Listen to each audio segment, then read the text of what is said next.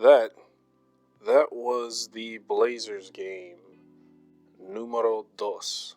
In the first game, the Blazers pretty much torched us, and yeah, it wasn't a fun time. This time, however, the Wizards actually responded to adversity and did pretty well. First of all, I just want to say congratulations to Bradley Beal. He gets to be an all-star starter after his unfortunate snub last year. And Damian Lillard most likely is also going to be an all-star, so congratulations to him. Is it preemptive? Slightly, but who cares? Like, we just know it. And a lot of talk was made about it, and people were like, oh, Damian Lillard's going to basically come torch you guys. Look, Damian Lillard is just really good. He's otherworldly. There's not many players that can do moonshots as casually as he can. So I came into the game being just thinking about how the Wizards had dealt with the Blazers last time, and pretty much was only worried about that. And if you just watch first quarter and somewhat most of the second quarter, you would assume that the exact same thing was going to happen. And again, you wouldn't be wrong in that. Wizards historically had not been very good at responding to adversity throughout this season when it came to any team starting to beat the brakes off of them. And then the last two games, Denver, and this game now, when the team started to destroy them, they were like, kind of don't feel like losing today. All right, I guess we'll start trying now. It's a little bit troubling, but for now, I'm just going to enjoy the win at 1 in the morning. I don't have a watch. It is 12:31 a.m. It is technically the next day. These late games are something else. We essentially, the first, second quarter, and third and fourth had their moments. Essentially, with the first and second, the problem was the Blazers have a really good big man known as Enes Kanter, and in terms of good, I mean he's really good at getting offensive boards, and he can kind of score in the post, but because the Wizards' weakness is securing a friggin' rebound, they just can't seem to do that without just absolutely collapsing on themselves. Every single time the ball pops up from the rim, it's like, all right, will the 5 Wizards players be able to gather it over a Blazers guard or a Blazers wing? No, I guess we're down 20 now. Because on top of that, with the inability to secure a board, they also were unable to defend any of the threes. And there was a lot of plays towards the late stages where it was we just kept leaving them open in the corner for 3, and just luckily that it stopped. So the main people on the opposition that I was really worried about was Damian Lillard. And sure enough, even though we did, the Wizards managed to play incredible defense. And that's somehow not a joke. They were able to actually hold the Blazers scoreless for at least 5 minutes. And during that first half, kept Damian Lillard to a whopping 6 points, which is not something you would ever expect. And yet, here we are. And so, of course, Damian was like, there's still 2 more quarters, right? And proceeded to explode in the rest of those quarters, which was pretty scary because at the end of the third, he capped it off with hitting a freaking buzzer beater, and it was from his distance. Sir, please. So he was scary, he was scoring, dishing. A lot of the offense for the Blazers was drive and kick in the first half, and pretty much that's all you have to do against us. You can set a variety of screens and throw them through a maze, and that'll pretty much slice our defense up too. But it was impressive to see. Scott Brooks actually made decent adjustments. It's not a sentence I ever expected to say. It's not one I like saying. I mean, I guess it worked out. Essentially what he did was, when the second quarter started to look like it was getting out of hand, he started to run a small ball lineup that featured, oh my god, he's alive, Ishak Bonga. I know, I can't believe Ishak Bonga got to play again. I make it sound like they're in jail, they just never come back. And interestingly enough, the small ball lineup was finally the thing that helped the Wizards respond to this adversity, and they managed to almost take the lead. And then when Stotts put Cantor back in, after Cantor had been eating up Alex Lynn, eating up Mo Wagner, eating up Lopez at a point in time, the second Brooks put Lopez in the second time, it was a wrap. I was just like, so now it works? Because, like, no one could secure a board. They're hitting threes. You think it's in the world. And all of a sudden, the Wizards are up 5. Beal scores. And now they're up 5 and 6 and 7. And it's like, what?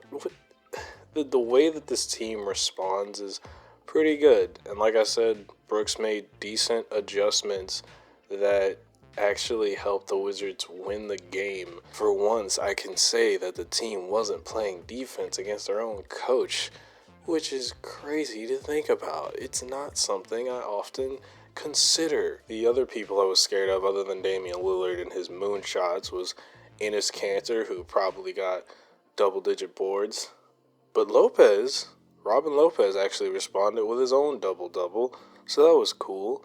The other players that were terrifying alongside those two were, Gary Trent Jr. The man just will pull up and it's just going in. It was a splash every damn time he threw it up, and I was just like, oh God.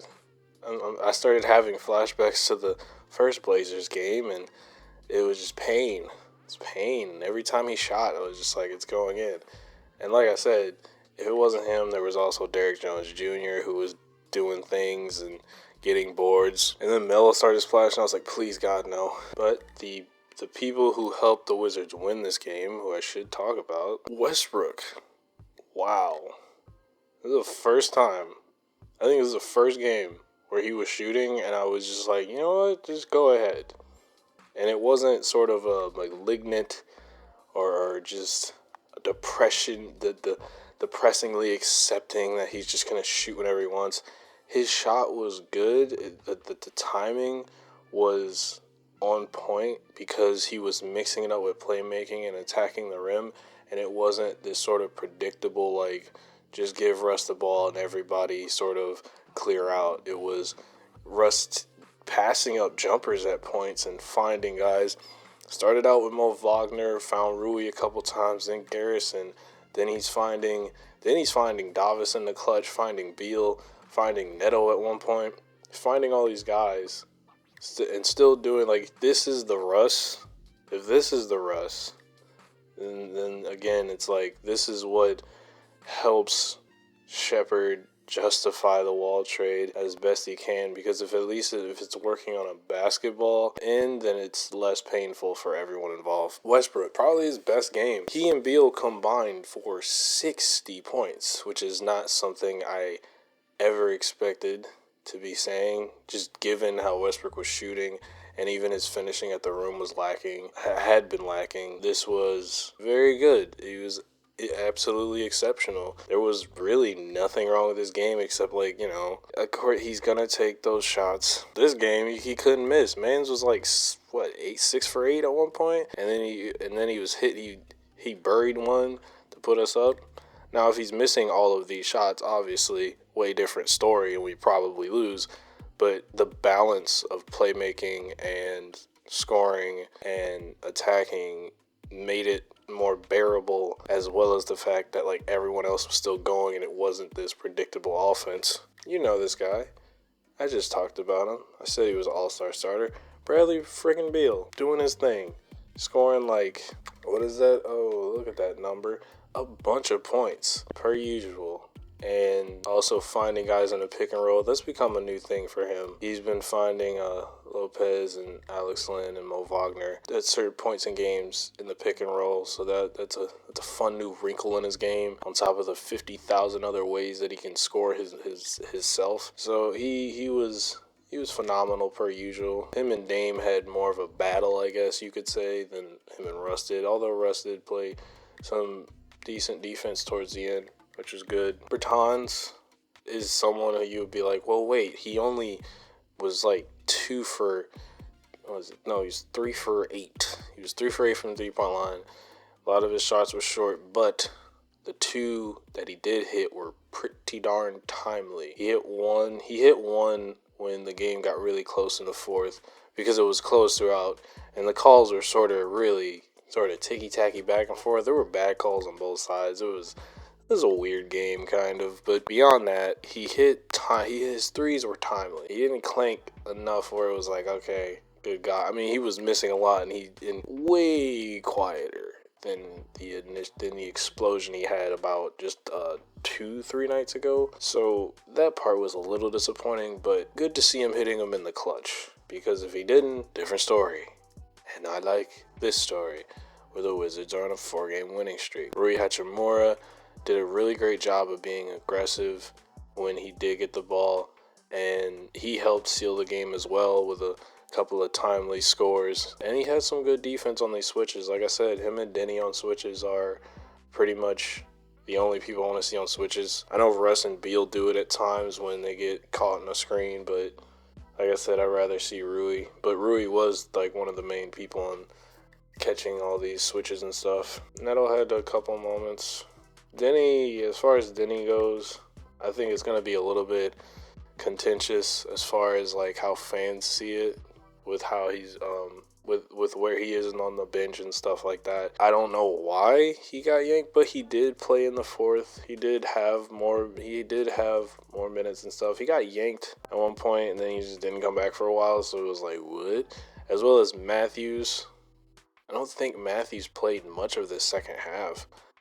I know I could sort of understand why Wagner didn't, but I was a little bit confused as far as why Matthews was out as long as he was. I'm not the coach, and they got a win, so it's fine, I guess. But like I said, I'm sort of over the whole stuck with Brooks until this season thing. That might be helping that we're winning games at the moment, but I've just accepted that nothing is going to change until maybe this offseason. Now, this is Wizards on a 4-game winning streak. Last time I was very reluctant to say they had turned a corner.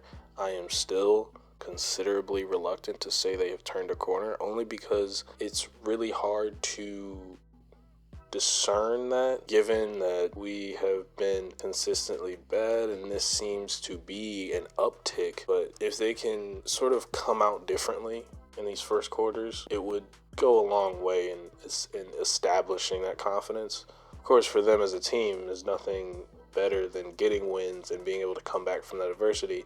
But being able to avoid that adversity as a whole is something that I think they should seek to do, and not getting out hustled and getting completely mauled on defense. And again, to their credit, responded well to this adversity, but eventually you're gonna run into a team that's not Portland, that's not Denver, and I know exactly who we're playing next. So it kind of worries me, especially because that team's really good defensively. So what's important for the Wizards is to get off to better starts. And if they can get off to better starts and maintain that energy throughout the game, there's natural pitfalls, but if they can maintain this type of energy throughout the game, then it'll go a long way in making it feel like they are turning a corner. Good game. Cool to see All-Stars doing their thing. Cool to see Westbrook and Beal go for 60 points. It's nice to have 4 games of victory. Wizards play the Lakers next, and I don't know if I'm going to really evaluate that game too deeply, just because playing against any LeBron team during the regular season is never a true indicator, and really you just have to see how these teams play against each other in the playoffs. And if the Wizards and Lakers are playing against each other in the playoffs, that means that one guy who bet $10,000 or whatever on the Wizards is a freaking time traveler, and we need to find out where his time machine is. But yes, Wizards are playing Lakers.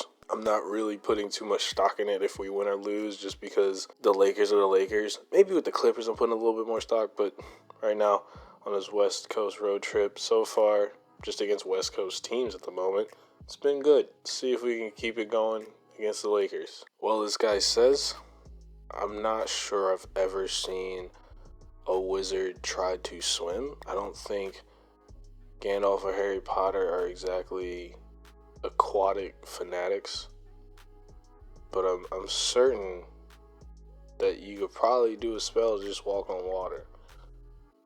And so if there are any lakes in LA, I'm sure the wizards that accompany this world, this universe, can find a way to walk on water. If they do, then great things may happen. If not, they just will lose a basketball game. That's just life. WizWatch.